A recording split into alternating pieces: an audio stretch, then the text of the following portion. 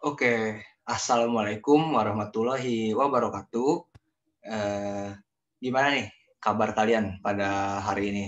Semoga kalian baik-baik aja, semoga kalian diberi kesehatan dan tetap harus punya semangat ya, karena berdasarkan informasi resmi dari LTMPT untuk pelaksanaan tes UTBK SBMPTN itu bulan April. Nah, jadi sekarang kita memiliki waktu antara 1 sampai 2 bulan ke depan. Jadi kita harus memaksimalkan waktu yang tersisa ini dengan sebaik-baiknya supaya kita bisa bersama-sama masuk ke universitas yang diimpikan. Oke, pada kesempatan kali ini aku, Kak Alfian Fahri, akan nemenin kalian buat membahas soal TO yang keempat dari mata pelajaran sosiologi.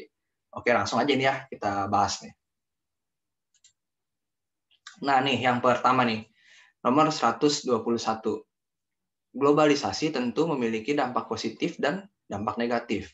Salah satu cara untuk mencegah dampak negatif dari globalisasi yaitu dengan menggunakan produk asli buatan Indonesia. Selain itu, cara lain yang dapat kita lakukan adalah yang A, memperkenalkan budaya dan kearifan lokal Indonesia. Yang B, mengembangkan unit usaha supaya mampu meningkatkan produksi. Yang C, mempromosikan produk Indonesia kepada negara lain melalui berbagai media. Lalu yang D, mendukung kebijakan pemerintah mengenai regulasi produksi barang. Atau yang E, memajukan produk yang memiliki kualitas dan sesuai dengan kebutuhan masyarakat. Menurut kalian yang mana nih? Masih ingat nggak nih kemarin jawaban soal TO sosiologinya? Apakah ada yang jawab A, B, C, D, atau E? Ayo, yang mana? Oke, langsung aja ya kita lihat jawabannya ya. Nah, jawabannya adalah yang C, mempromosikan produk Indonesia kepada negara lain melalui berbagai media. Nah, kita bahas nih, mengapa jawabannya C? Oke, mempromosikan produk Indonesia ke negara lain adalah salah satu cara untuk mencegah pengaruh buruk dari globalisasi.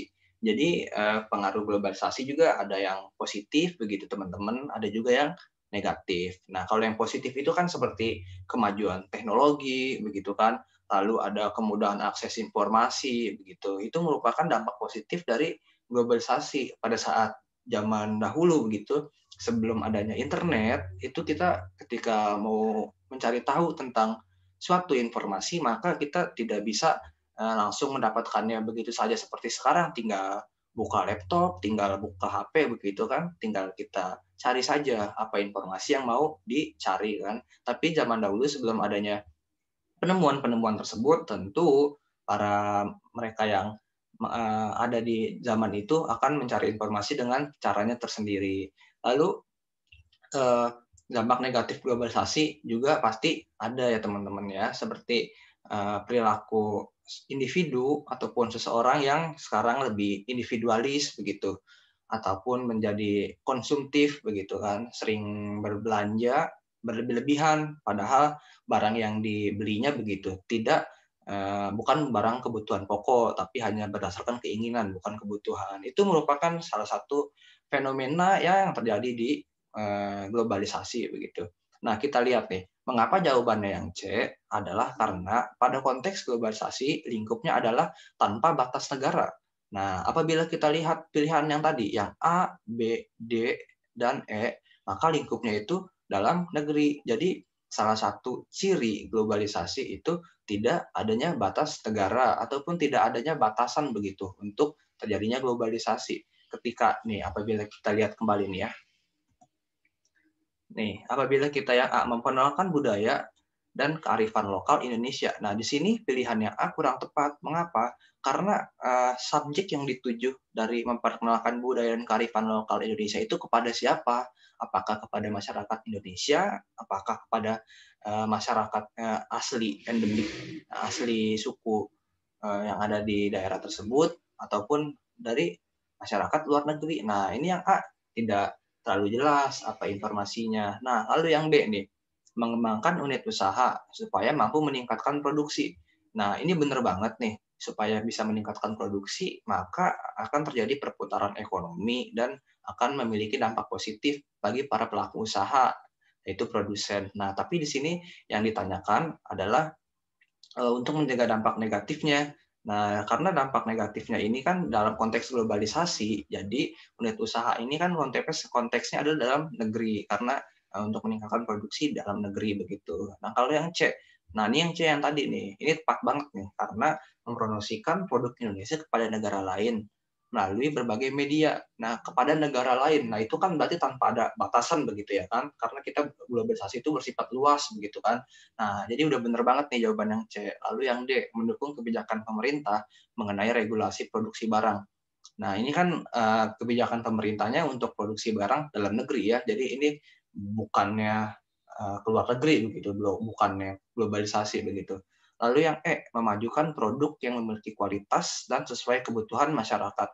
Nah, ini juga bisa memajukan produk yang memiliki kualitas dan sesuai kebutuhan, tapi di sini memajukan produknya itu apakah diekspor begitu kan untuk luar negeri atau tidak ya kan. Jadi ini belum memberikan informasi utuh mengenai globalisasinya. Oke. Oke, jadi nomor 121 jawabannya yang C ya, teman-teman. Lanjut nih.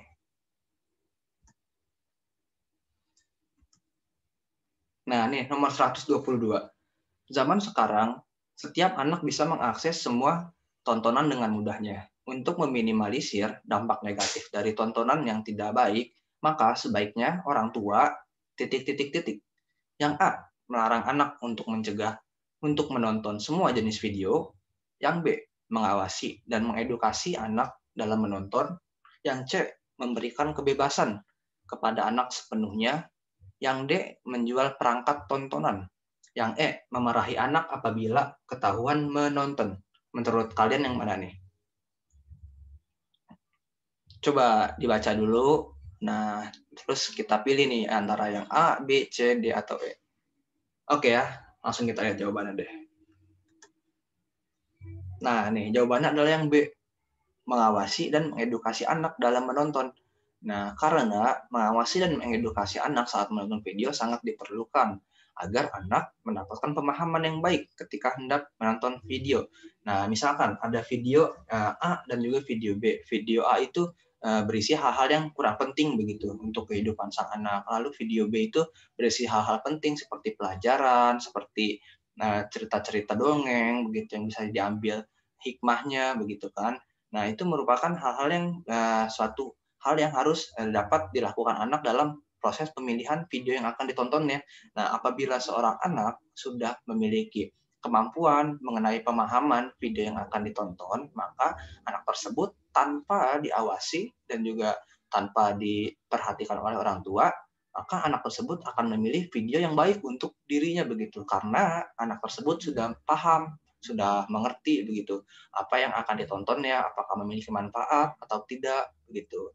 Nah, jadi dalam proses membangun pemahaman anak ini perlu peran dari orang tua serta keluarga, entah itu ayah, entah itu ibu begitu, ataupun kakak. Nah, itu merupakan tokoh-tokoh yang bisa membantu dalam proses membangun pemahaman anak dalam pemilihan video. Jadi yang benar jawabannya adalah yang B, mengawasi dan mengedukasi anak dalam menonton. Oke, lanjut deh.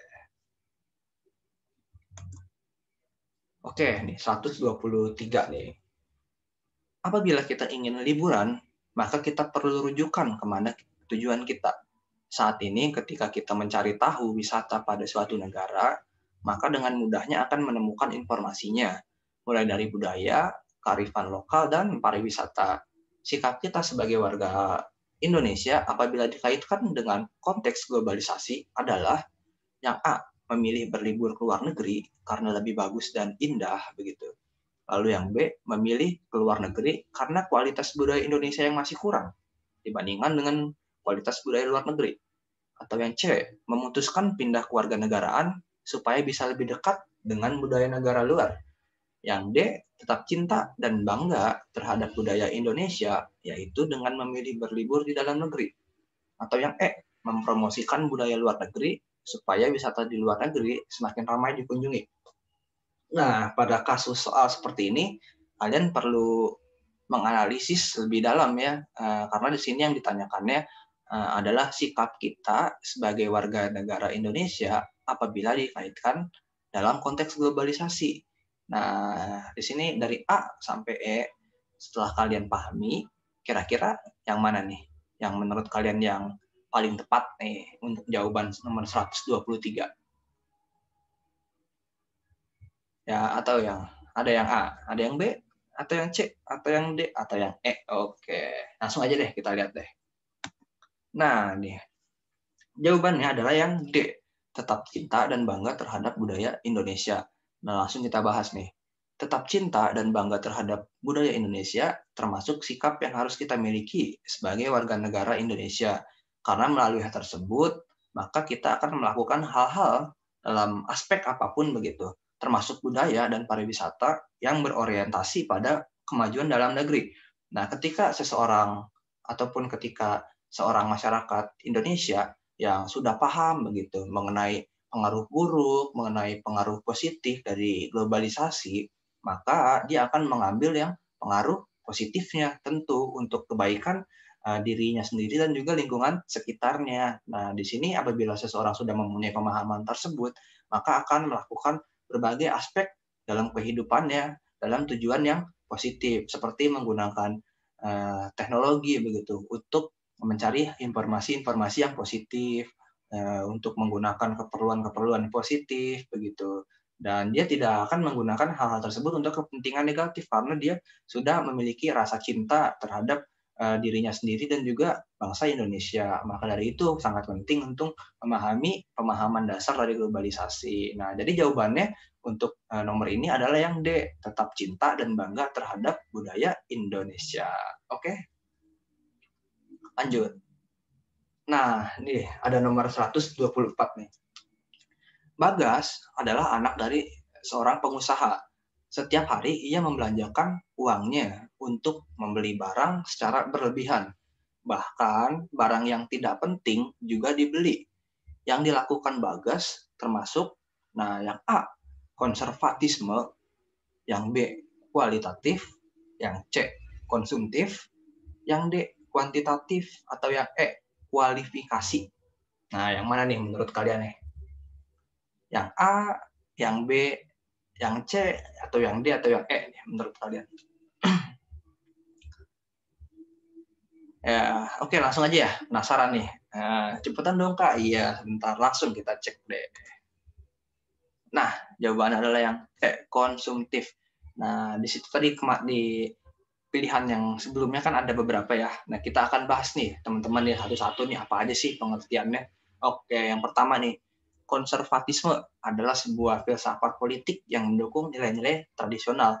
Jadi, orang-orang yang konservatisme itu orang-orang yang memegang teguh begitu nilai-nilai tradisional dengan dalam dirinya sendiri begitu dengan begitu kuat. Jadi, ketika ada sesuatu maka dia akan balik lagi ataupun berpegang teguh kepada nilai-nilai tradisional yang selama ini dianut oleh dirinya. Lalu yang B, kualitatif adalah jenis data berupa narasi. Nah, kalau kualitatif itu jenis data yang berupa tulisan ya begitu teman-teman, narasi itu maksudnya. Nah, contohnya itu seperti ini. Sosiologi adalah ilmu yang perlu sangat penting dalam kehidupan karena berperan besar dalam perkembangan norma dan juga tatanan sosial masyarakat. Nah, itu merupakan salah satu data kan begitu, namun jenisnya kualitatif karena berupa kalimat saja. Nah, beda dengan yang nomor 3 nih, yang data kuantitatif, yaitu adalah jenis data yang berupa angka. Ini misalkan seperti ini, dari tahun 2018 sampai dengan 2020 terjadi kenaikan jumlah pendaftar SBMPTN dari yang sebelumnya berapa ratus ribu menjadi berapa ratus ribu. Nah, itu merupakan contoh dari data kuantitatif karena menggambarkan angka begitu tadi kan, berapa persen naiknya, berapa ribu naiknya. Nah, itu merupakan kuantitatif. Lalu kalau yang kualifikasi, nah adalah kriteria dalam menentukan sesuatu. Jadi contohnya adalah ketika kalian melamar nih ke universitas A begitu ataupun universitas B. Terus kalian tahu nih untuk masuk ke universitas A itu nilainya itu harus tinggi begitu. Tapi kalau untuk masuk universitas B, kalian nilainya tidak perlu terlalu tinggi, masih bisa memungkinkan gitu. Nah, itu merupakan kualifikasi yang dibangun oleh universitas, bahwa mereka punya standar sendiri untuk memilih para calon mahasiswanya yang dari kalangan kalian seperti ini. Tapi universitas tidak pernah membeberkan ya bagaimana kualifikasinya, jadi kurang lebihnya seperti itu kualifikasi. Lalu ada yang sifat konsumtif. Nah, ini jawaban yang tadi nih, yaitu membeli barang sesuatu ataupun membeli apapun begitu, entah barang atau jasa, namun secara berlebihan. Nah, ini merupakan mirip-mirip ya dengan boros begitu. Jadi jawaban yang nomor ini adalah yang C, yang konsumtif. Oke, jelas ya. Nih, lanjut deh. Kita ke nomor 125. Rio dan Agus merupakan sahabat. Mereka sering bermain bersama.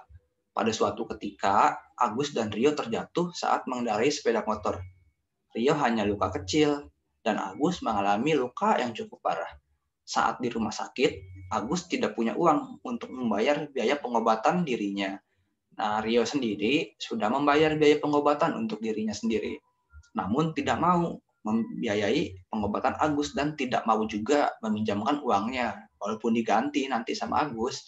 Nah, Rio termasuk sosok yang, nah di sini apa nih, berdasarkan cerita yang dialami oleh Rio dan si Agus nih. Menurut kalian nih, apakah A, individualisme, ataukah B, materialistik, ataukah C, plagiarisme, ataukah D, konsumtif, ataukah E, acuh tak acuh? Nah, yang ditanya itu sifatnya Rio ya, bukannya Agus ya. Coba deh kalian pahami deh, yang A, yang B, yang C, yang D, atau yang E nih menurut kalian. Oke, langsung deh kita lihat deh jawabannya.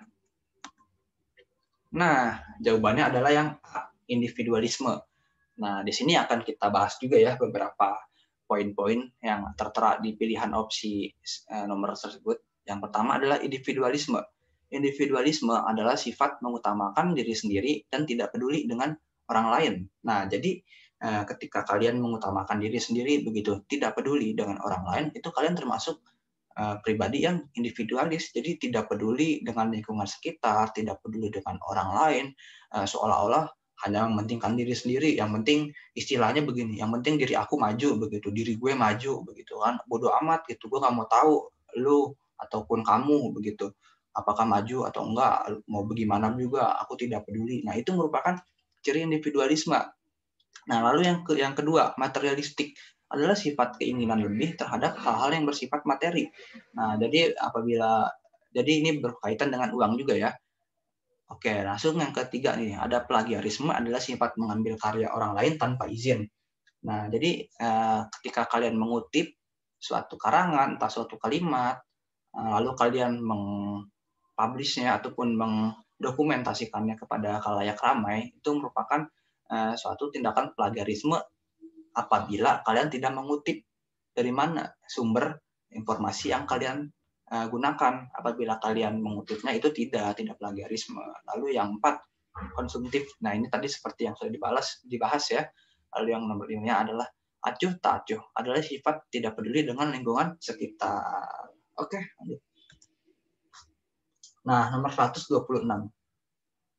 Indonesia masih banyak impor barang dari luar negeri seperti produk teknologi. Kualitas produk luar dalam hal teknologi menjadi salah satu latar belakangnya. Faktor yang menyebabkan Indonesia masih bergantung pada negara lain yang lebih maju adalah, nah faktornya apa nih teman-teman nih? Apakah yang A, Indonesia memiliki kekayaan alam yang melimpah, ataukah yang B, Indonesia adalah negara yang kaya akan hasil tambang, atau C, Indonesia kekurangan sumber daya manusia yang mumpuni. SDM itu sumber daya manusia. Lalu yang D, saran dan prasarana yang memproduksi yang mencukupi. Atau yang E, sistem regulasi Indonesia yang mudah. Menurut kalian yang mana nih? Apakah yang A, yang B, atau yang C, yang D, atau yang E nih? Menurut kalian nih, ayo yang mana nih? Oke, langsung deh kita lihat. Nah, jawabannya adalah yang C, Indonesia kekurangan sumber daya manusia yang mumpuni. Nah, kita bahas deh. Indonesia kekurangan sumber daya manusia yang mumpuni karena semua sektor kehidupan untuk mengalami kemajuan diperlukan orang-orang yang memiliki keahlian dalam bidangnya. Dengan adanya hal tersebut, maka segala sesuatu akan mengalami kemajuan. Nah, contohnya adalah ketika ketika suatu negara ingin memproduksi suatu produk teknologi seperti mobil gitu, mobil listrik gitu, ataupun handphone begitu, kan itu perlu orang-orang yang memiliki keahlian di bidangnya, yaitu di bidang IT, di bidang teknik begitu kan. Nah, lalu di bidang-bidang sosial juga seperti misalkan untuk menjadi seorang hakim, untuk menjadi seorang jaksa begitu. Itu memerlukan orang-orang yang memiliki keahlian di bidang hukum, lalu di bidang keuangan, maka memerlukan orang-orang yang mempunyai latar belakang ekonomi. Jadi aspek-aspek kehidupan itulah yang dimaksud. Jadi dengan adanya kemampuan penguasaan di bidangnya masing-masing, maka memungkinkan berbagai sektor untuk mengalami kemajuan. Nah, jadi begitu teman-teman. Jadi jawabannya adalah yang C ya. Oke. Nih, 127. Ciri pokok neoliberalisme adalah sebagai berikut. Perusahaan swasta bebas dari campur tangan pemerintah, yaitu termasuk buruh, menentuan harga, investasi, dan lain-lainnya. Lalu yang kedua, hentikan subsidi negara kepada rakyat dan privatisasi perusahaan milik negara. Atau yang ketiga, penghapusan ideologi kesejahteraan bersama dan pemilikan bersama karena itu menghalangi pertumbuhan. Lalu yang nomor 4, perusahaan memiliki kekuasaan mengatur pergerakan ekonomi. Atau yang nomor 5, perusahaan memiliki hak untuk investasi kepada negara lain. Nah, yang ditanya nih, yang bukan ciri pokok neoliberalisme adalah yang A, 1 dan 5, yang B, 2 dan 3, yang C, 5 dan 1, yang D, 3 dan 4, atau yang E, 4 dan 5. Menurut kalian yang mana nih? Ayo, yang mana nih? A, B, C, D, atau E? Oke, langsung kita lihat ya. Nah, jawabannya adalah yang E, 4 dan 5. Nah, di sini ada beberapa ciri pokok neoliberalisme ya. Yang pertama adalah perusahaan swasta bebas dari campur tangan pemerintah. Lalu yang kedua, hentikan subsidi negara kepada rakyat dan privatisasi perusahaan milik negara. Lalu yang ketiga, penghapusan ideologi kesejahteraan bersama dan pendidikan bersama karena itu mengalami pertumbuhan. Jadi jawabannya adalah 1, 2, dan 3 yang termasuk ciri pokok neoliberalisme. Oke, lanjut ya. Nah, di sini ada nomor 128. Globalisasi adalah gejala yang sangat nyata, yang konsekuensinya dapat dirasakan di hampir semua tempat di dunia. Masing-masing negara tidak lagi mampu mengontrol perekonomian mereka karena perkembangan perdagangan dunia yang pesat. Lalu penjelasan tersebut merupakan pendapat. Nah, pendapat dari mana nih? Apakah A, kaum proletar, B, kaum borjunis, C, kaum skeptis, D, kaum transformatif, atau E, kaum hiperglobalis? Menurut kalian yang mana nih? Oke, langsung deh, daripada penasaran ya kan? Langsung aja. Nih, jawabannya adalah yang E nih, teman-teman nih. Jadi yang adalah yang E, kaum hiperglobalis. Nah, kita bahas nih satu-satu nih. Yang pertama adalah kaum skeptis. Mereka berpendapat bahwa mereka mengakui bahwa kontak antar bangsa sekarang ini lebih besar dibandingkan dengan era sebelumnya, tetapi cukup terintegrasi untuk membentuk perekonomian global. Sebab ekonomi di dunia terbagi dalam 3 blok perdagangan di dunia, yaitu Uni Eropa, Amerika Utara, dan Asia Pasifik. Oleh sebab itu, yang terjadi sekarang bukan globalisasi ekonomi dunia, tetapi regionalisasi perekonomian dunia. Nah, itu menurut dari kaum skeptis. Lalu, kaum hiperglobalis. Nah, di hiperglobalis juga memiliki pendapatnya nih, yang berpendapat bahwa globalisasi adalah gejala yang sangat nyata, yang konsekuensinya dapat dirasakan di hampir semua tempat di dunia. Masing-masing negara tidak lagi mampu mengontrol perekonomian mereka karena perkembangan perdagangan dunia yang begitu pesat. Kemampuan para politikus negara sangat terbatas dalam menangani isu lintas batas sehingga mereka kehilangan pemahaman tentang sistem pemerintahan yang ada. Sebab kebijakan ekonomi dipegang 3 aktor ekonomi dunia, yaitu WTO, ada IMF, dan juga World Bank. Nah, jadi kaum hiperglobalis berpendapat seperti itu. Lalu ada yang selanjutnya, ada kaum transformatif. Mereka berpendapat bahwa tatanan global mengalami perubahan, tetapi masih banyak pola lama yang masih bertahan, seperti pemerintahan saat ini ya kan. Nah, lalu selanjutnya perubahan sekarang ini tidak hanya terjadi di bidang ekonomi, tetapi terjadi juga di bidang politik, sosial budaya. Globalisasi bukan proses satu arah, tetapi aliran dua arah antara gambar, informasi, dan pengaruh. Nah, negara mengadakan restrukturisasi diri untuk menjawab berbagai organisasi ekonomi dan sosial yang baru. Itu merupakan kaum transformatif. Oke, lanjut ke nomor selanjutnya.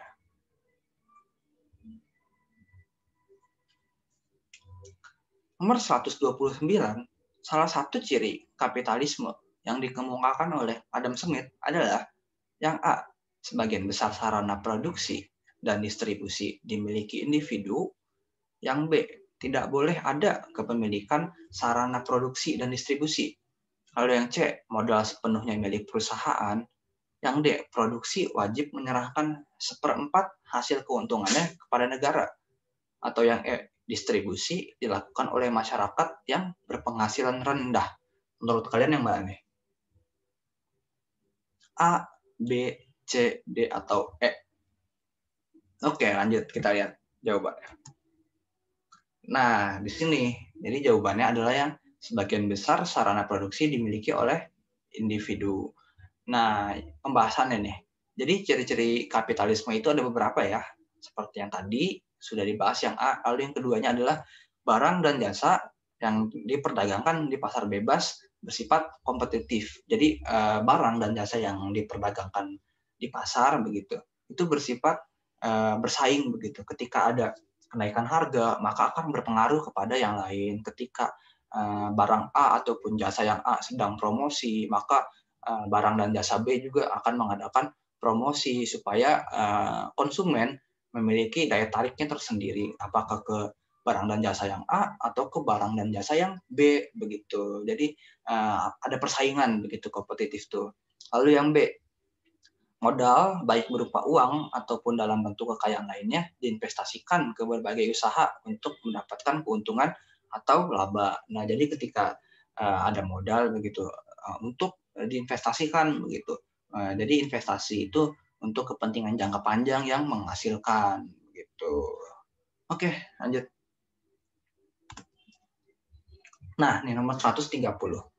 Shirley berasal dari suku Sunda. Ketika sedang bersama teman-temannya, Shirley selalu bangga menjadi orang Sunda dan berpendapat bahwa suku lainnya tidak lebih baik dari suku Sunda. Sifat Shirley membuat teman-temannya menjauh karena Shirley termasuk pribadi yang A, adaptif, B, selektif, C, etnosentrisme, atau D, toleran, atau E, eksotisme. Yang mana nih? Oke, langsung nih kita lihat. Jawabannya adalah yang C, etnosentrisme. Nah, karena etnosentrisme merupakan sifat suatu individu yang berpendapat bahwa budaya asal dirinya yang paling baik dan berpendapat bahwa budaya lain adalah budaya yang tidak baik ataupun kurang baik. Nah, jadi si Shirley, ini hanya contoh saja ya, Shirley berpendapat bahwa budaya asal daerahnya lah yang paling baik. Dan ketika ada perbedaan, ketika dia berkumpul dengan teman-temannya yang memiliki latar belakang budaya yang berbeda, yang memiliki latar belakang suku yang berbeda, Shirley tetap menganggap bahwa budaya-budaya mereka itu tidak jauh lebih baik daripada budaya asli dari Shirley. Jadi begitu. Lalu yang lanjutnya nih, kita bahas yang opsi yang A, B, dan D, dan juga yang E. Adaptif adalah pribadi yang bisa menyesuaikan kondisi dan keadaan. Nah, jadi adaptif ini adalah ketika seseorang mampu berbaur begitu. mampu menyesuaikan kondisi dan keadaan yang sedang terjadi dalam lingkungannya. Ketika berteman, dia bisa menyesuaikan berbicara dengan siapa, dia bisa menyesuaikan pilihan katanya, bisa menyesuaikan penampilannya begitu. Ini salah satu bentuk dari bentuk adaptif begitu teman-teman. Lalu yang B, selektif, adalah pribadi yang memikirkan sesuatu secara matang. Jadi pribadi yang memiliki sifat selektif akan memikirkan terlebih dahulu nih ketika kita memutuskan A, ketika kita memutuskan B, atau kita memutuskan C, dia tuh benar-benar matang begitu. Dia memilih-milih dulu. Dia benar-benar selektif, memilih yang benar-benar yang terbaik dari yang terbaik. Ya, seperti itu kurang lebihnya kalau selektif. Lalu yang D, toleran, adalah pribadi yang menghargai perbedaan yang ada. Nah, jadi ketika ada perbedaan begitu, dia akan menganggap bahwa perbedaan adalah sesuatu yang wajar begitu, karena tidak semua hal yang ada di dunia ini kan sama begitu kan, pasti ada perbedaan, termasuk perbedaan budaya, perbedaan latar belakang, perbedaan suku, agama, itu merupakan bentuk toleran dan harus dimiliki oleh setiap individu ya. Lalu yang E adalah eksotivisme, adalah pribadi yang menonjolkan kelebihan sesuatu. Jadi ketika pribadi tersebut menonjolkan kelebihan yang dimilikinya, dia termasuk orang yang eksotivisme. Jadi dia bangga begitu terhadap apa yang ada di dirinya.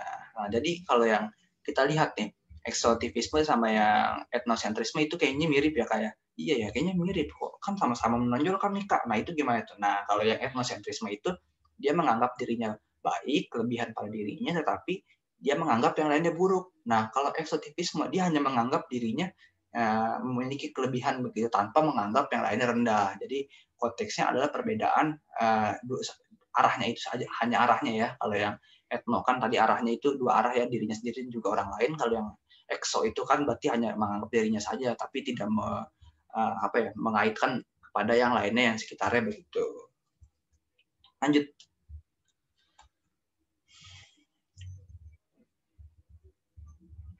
Nah, nomor 131, tatanan global mengalami perubahan, tetapi masih banyak pola lama yang masih bertahan, seperti pemerintah masih tetap memiliki kekuasaan. Perubahan sekarang ini tidak hanya terjadi di bidang ekonomi, tetapi terjadi juga di bidang politik, sosial, dan juga budaya. Penjelasan tersebut merupakan pendapat kaum. Nah, ada A, kaum proletar, yang B, kaum berjunis, yang C, kaum skeptis, yang D, kaum transformatif, atau yang E, kaum hiperglobalis. Nah, menurut kalian yang mana nih? Yang A, B, C, D, atau E?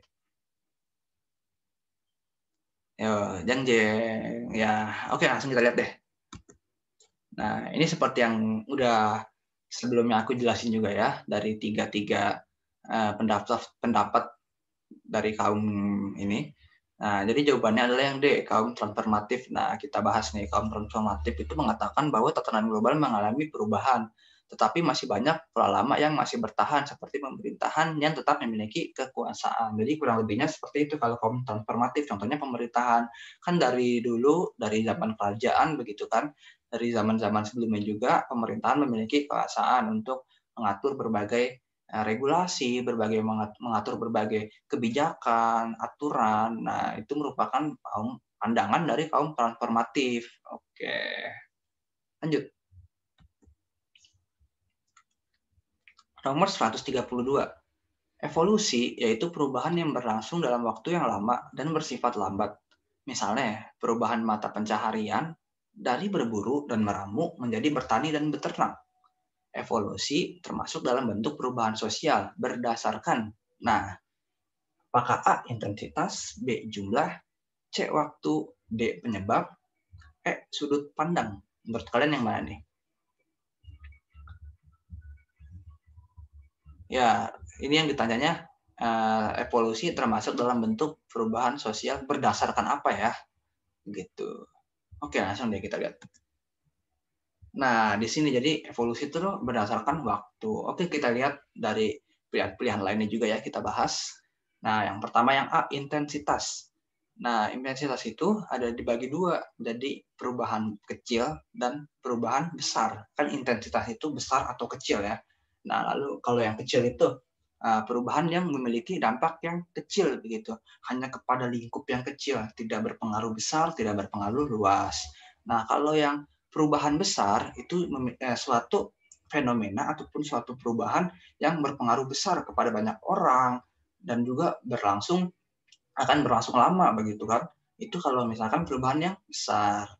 Lalu kita lihat dari waktu nih, perubahan berdasarkan waktu. Kalau ada evolusi dan juga revolusi.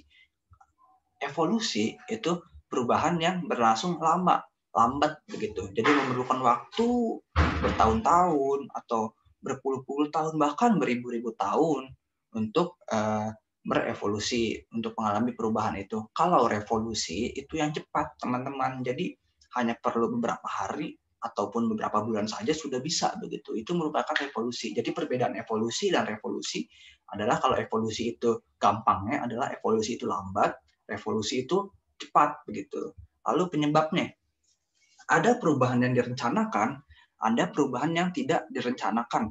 Nah, ketika kalian mau UTBK nih, kan ada peraturan kan kalau misalkan untuk memilih untuk memilih universitas A atau universitas B itu aturannya bagaimana. Sementara kalian melihat deh kakak kelas kalian tahun lalu, kok untuk memilih universitas A atau B itu persyaratannya beda begitu sama persyaratan aku pada saat mendaftar UTBK SBMPTN sekarang. Nah, itu merupakan perubahan yang direncanakan tuh. Karena ada yang merencanakan ya kan.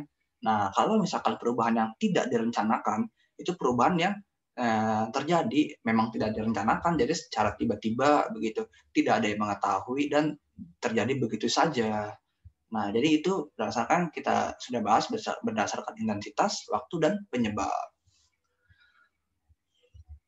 Oke, lanjut ya, kita ke nomor selanjutnya.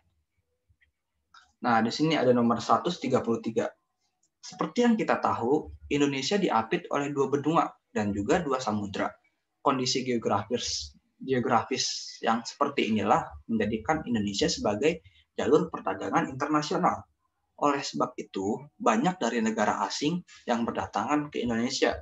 Contohnya adalah Arab, Cina, India, dan negara lainnya. Kondisi seperti ini akan menambah budaya asing yang masuk ke Indonesia, sehingga terbentuklah masyarakat multikultural. Berikut merupakan faktor. Nah, itu tuh berdasarkan penjelasan tadi, ini tuh faktor apa sih? Apakah A, faktor agama, B, faktor sosial, C, faktor geografis, D, faktor alam, atau E, faktor konflik. Nah, ayo yang mana nih? Langsung deh kita lihat. Nah, jadi jawabannya adalah yang C, faktor geografis. Karena pada kasus soal di sebelumnya itu terdapat poin yang mengindikasikan geografis seperti kondisi Indonesia yang diapit oleh 2 benua dan 2 samudra. Hal ini menunjukkan bahwa faktor geografis membuka kesempatan bagi masyarakat luar untuk datang ke Indonesia yang pada akhirnya akan membuat Indonesia menjadi multikultural. Jadi dengan adanya kondisi Indonesia yang strategis begitu sebagai jalur perdagangan, dan juga diapit oleh 2 benua dan 2 samudra, ini merupakan faktor geografis yang menyebabkan mereka datang begitu kan, karena lokasinya strategis, udahlah datang ke Indonesia nih karena memiliki potensi begitu, kurang lebihnya seperti itu. Jadi menimbulkan masyarakat multikultural. Ketika mereka datang akan terjadi pembaharuan budaya begitu kan. Ada dari orang Portugis atau dari orang Belanda, orang Jepang begitu kan menikah begitu dengan orang pribumi, orang masyarakat asli Indonesia. Itu akan menimbulkan budaya baru ya kan. Lalu mereka juga datang memiliki latar belakang agama yang berbeda-beda, itu datang ke Indonesia juga akan memperkaya, memberagamkan agama yang ada di Indonesia. Selain itu mereka juga pasti memiliki budaya asal negaranya masing-masing, lalu datang ke Indonesia, itu akan semakin membuat Indonesia menjadi multikultural, akan semakin banyak begitu budaya, agama, sosial, dan lain-lainnya yang beragam. Jadi seperti itu. Lanjut.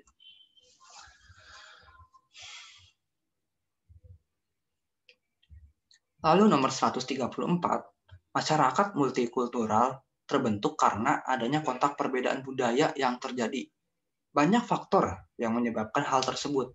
Yang bukan ciri masyarakat multikultural adalah yang A, masyarakat majemuk yang mempunyai anggota kelompok yang tersegmentasi ke dalam subkultur yang berbeda antara satu dan lain, atau yang B, masyarakat majemuk mempunyai struktur sosial yang terbagi-bagi ke dalam lembaga yang sifatnya non-komplementer. Yang C, masyarakat majemuk kurang menekan dalam hal mengembangkan konsensus terhadap nilai-nilai dasar anggota masyarakatnya secara keseluruhan. Yang D, masyarakat plural relatif lebih sering mengalami terjadinya konflik antar kelompok. Atau yang E, masyarakat yang berpegang teguh pada adat istiadat daerah asal. Yang mana nih menurut kalian nih? Apakah yang A, ataukah yang B, C, D, atau E? Yang mana nih? Oke, langsung kita lihat. Nah, jadi jawabannya adalah yang E, masyarakat berpegang teguh pada adat istiadat daerah asal. Nah, di sini ada pendapat ya mengenai masyarakat majemuk. Nah, isinya adalah masyarakat majemuk mempunyai anggota kelompok yang tersegmentasi ke dalam subkultur yang berbeda. Selain itu, masyarakat majemuk juga mempunyai struktur sosial yang terbagi-bagi ke dalam lembaga sosial yang non-komplementer sifatnya begitu. Lalu masyarakat majemuk kurang menekankan dalam hal mengembangkan konsensus. Lalu masyarakat plural relatif lebih sering mengalami terjadinya konflik antar kelompok.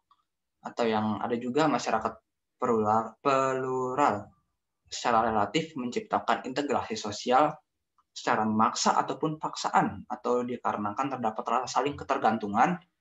Ada juga masyarakat majemuk ada di bawah dominasi sebuah kelompok kepada kelompok lain.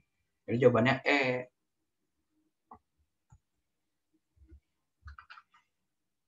Nah, di sini kita bisa lihat ada nomor 125.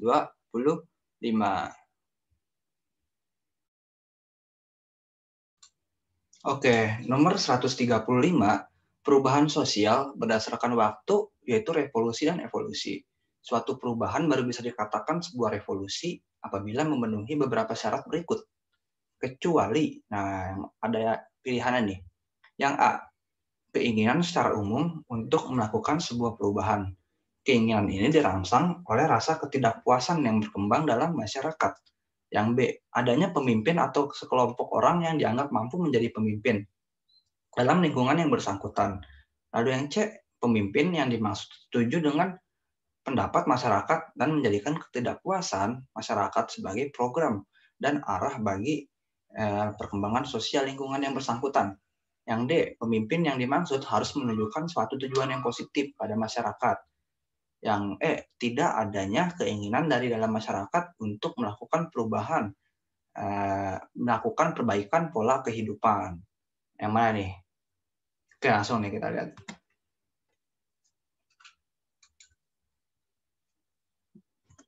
Nah, jawabannya adalah yang E nih. Tidak adanya keinginan dari dalam masyarakat untuk melakukan perbaikan pola kehidupan. Kita bahas. Suatu perubahan bisa dikatakan perubahan, dikatakan sebuah perubahan revolusi apabila memenuhi beberapa syarat berikut. Yang pertama, keinginan secara umum untuk melakukan sebuah perubahan. Yang kedua, adanya pemimpin atau sekelompok yang dianggap mampu menjadi pemimpin. Yang ketiga, pemimpin yang dimaksud setuju dengan pendapat masyarakat. Yang keempat, pemimpin yang dimaksud harus menunjukkan suatu tujuan positif pada masyarakat. Lanjut. Nomor 136. Perubahan sosial tentu memberikan dampak negatif atau kerugian. Contohnya adalah A, terjadinya disintegrasi sosial, atau yang B, terjadinya pembaharuan teknologi untuk memudahkan kehidupan. Yang C, muncul permasalahan sosial baru karena perubahan sosial, norma, dan kondisi kebudayaan yang baru. Yang D, memicu kerusakan lingkungan. Yang E, mulai redupnya keberadaan adat istiadat karena kebudayaan lama cenderung ditinggalkan. Yang mana nih kalau menurut kalian? Yang A, yang B, yang C, yang D, atau yang E? Ayo kita lihat ya. Jadi jawabannya adalah yang B, terjadi pembaruan teknologi untuk memudahkan kehidupan. Nah, pembahasan nih dampak negatif perubahan sosial ada sebagai berikut nih.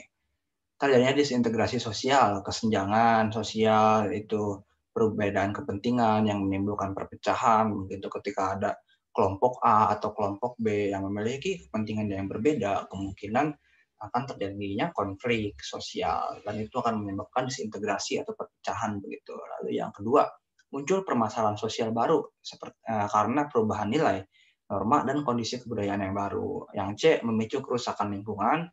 Yang nomor 3, yang nomor 4, mulai redupnya keberadaan adat istiadat karena kebudayaan lama cenderung ditinggalkan. Jadi sudah mulai modern, jadi kebiasaan-kebiasaan lama yang bersifat tradisional, yang bersifat adat istiadat begitu mulai ditinggalkan. Lalu jadi jawabannya yang B. Lanjut. Nah, nomor 137. Yang menandakan perkembangan globalisasi adalah kecuali yang A, perubahan dalam konstantin ruang dan waktu, perkembangan barang-barang seperti telepon genggam, televisi satelit, dan internet. Yang B, pasar produksi ekonomi di negara-negara yang berbeda menjadi saling bergantung sebagai akibat dari pertumbuhan perdagangan internasional. Atau yang C, peningkatan interaksi kultural melalui perkembangan media massa, terutama televisi, film, musik, dan transmisi berita, serta olahraga internasional. Lalu yang D, meningkatnya masalah bersama, misalnya pada bidang lingkungan hidup, krisis multinasional, inflasi regional, dan lainnya. Atau yang E, tertutupi sistem pikir masyarakat yang masih tradisional. Yang mana nih? Oke, kita lihat. Jawabannya adalah yang E, sistem pola pikir masyarakat yang tradisional. Nah, jadi kalau kita lihat ya, apabila masyarakat yang memiliki sistem pola pikir ataupun sudut pandang yang tradisional itu sangat sulit nih teman-teman buat mengalami suatu kemajuan begitu. Apalagi mengikuti arus globalisasi yang dimana isinya adalah kemajuan-kemajuan di berbagai aspek gitu.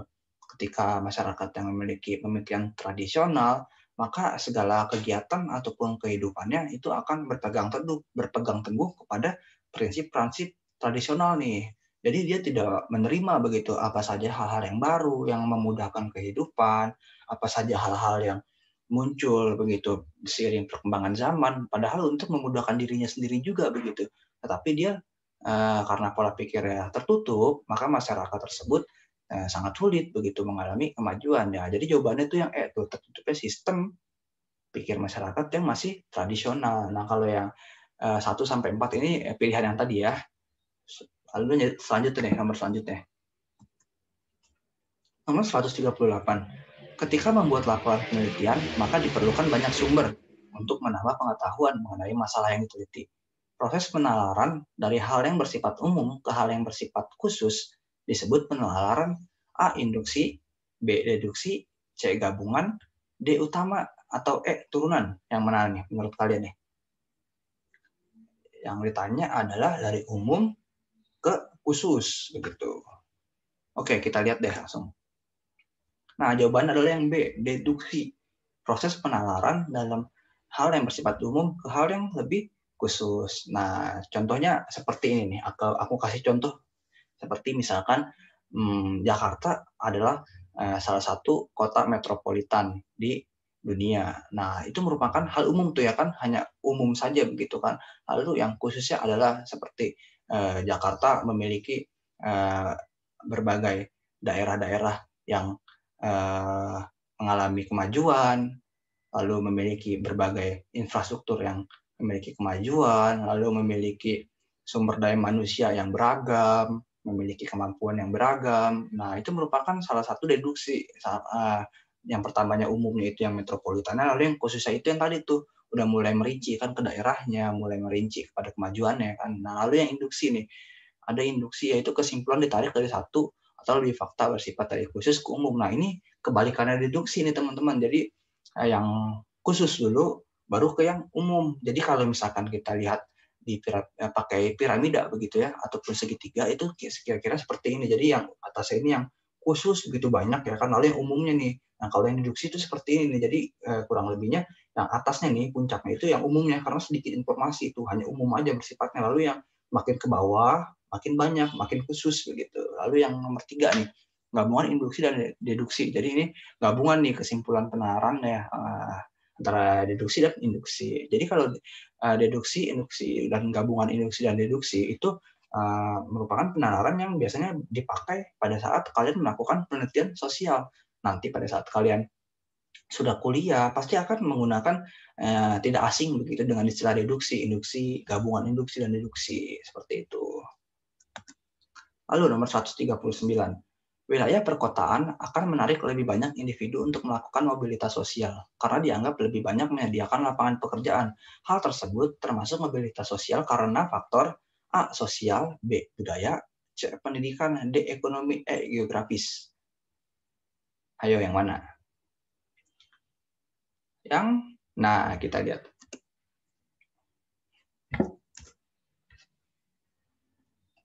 Jawabannya adalah yang E, yang geografis. Wilayah perkotaan akan menarik lebih banyak individu untuk melakukan mobilitas sosial karena dianggap lebih banyak menyediakan lapangan pekerjaan. Hal tersebut termasuk mobilitas sosial karena faktor geografis.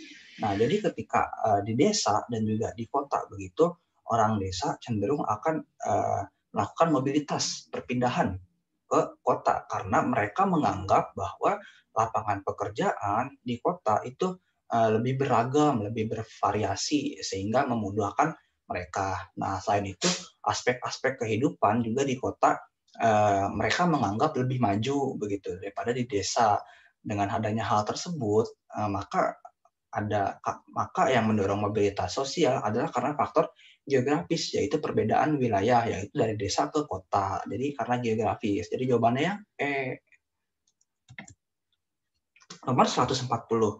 Individu yang bekerja pada perusahaan dapat melakukan mobilitas sosial karena perusahaan memungkinkan orang untuk saling berkompetisi untuk menduduki jabatan tertentu dan merubah status sosialnya, merupakan contoh dari mobilitas sosial di bidang A. Agama, B. Politik, C. Ekonomi, D. Pendidikan, E. Masyarakat. Yang mana menurut kalian?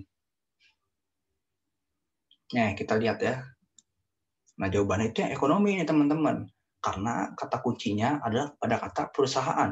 Perusahaan itu termasuk dalam bidang ekonomi. Ketika seseorang yang bekerja pada perusahaan tersebut begitu ingin menduduki jabatan yang lebih tinggi begitu, terjadinya mobilitas nah kemarin kan sudah kita bahas tuh. Ini berkaitan juga dengan mobilitas vertikal, yaitu perpindahan kedudukan pada seseorang individu menjadi lebih baik daripada kedudukan sebelumnya. Nah, mungkin pada satu perusahaan orang tersebut sebelumnya berprofesi ataupun menjabat sebagai A begitu. Lalu pada saat itu dia ingin menaikkan kedudukannya ataupun kejabatannya supaya lebih tinggi lagi pada perusahaan tersebut. Nah, jadi perlu ada yang namanya mobilitas. Tentu harus diiringi dengan peningkatan kualitas diri gitu. Apa yang mau kita lakukan ketika kita menduduki jabatan yang lebih tinggi tersebut, bagaimana tanggung jawabnya, apa yang ilmu yang kita miliki begitu.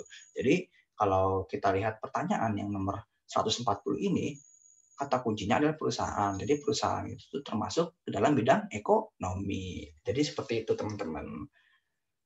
Oke, pada kesempatan kali ini mungkin itu saja yang bisa aku sampaikan ke kalian. Semoga apa yang aku bahas kalian bisa memahaminya dan bisa mengerti begitu. Sampai ketemu di pertemuan selanjutnya. Pokoknya buat kalian tetap semangat. Pokoknya tetap harus kerja keras, belajarnya ditingkatin, nggak apa-apa kalian belajar sekarang begitu walaupun teman-teman kalian pada asik main, pada asik kesana kesini, jalan-jalan, begitu kalian nggak apa-apa belajar aja, nikmatin prosesnya, toh hasilnya juga kalian sendiri yang akan memetiknya, yang akan menikmatinya ya kan. Jadi lebih baik kita bersakit-sakit dahulu begitu. Lalu kita bersenang-senang kemudian kan kita belajar dulu baru kita kuliah di tempat yang diinginkan ya. Jadi kurang lebihnya seperti itu, kita harus tetap jalan, kita harus tetap melangkah begitu ya. Oke, mungkin itu saja. Kurang lebihnya mohon maaf. Aku Kak Alfian pamit undur diri. Wassalamualaikum warahmatullahi wabarakatuh. Makasih.